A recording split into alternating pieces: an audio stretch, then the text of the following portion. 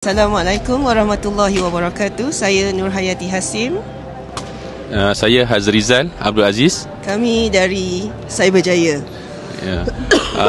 Pengalaman haji kami bersama Yaskin tidak boleh kami lupakan ialah ketika kami mabit untuk malam 11 dan malam 12. Itulah adalah pengalaman yang cukup tidak dapat kami lupakan, kerana itu adalah hari yang sangat istimewa kami bersama sahabat-sahabat kami dengan Yaskin ketika melaksanakan ibadah haji. Jadi kami mengucapkan terima kasih kepada Yaskin kerana facilitate kami sehingga kami berjaya menjalankan ibadah dengan selesa, dan mudah-mudahan kami dapat haji yang mabrur, insya-Allah.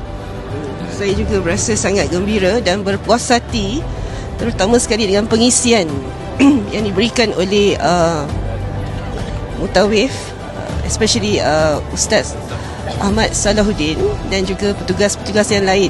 Sangat membantu dan ini dalam menyediakan kami untuk mengerjakan ibadah haji.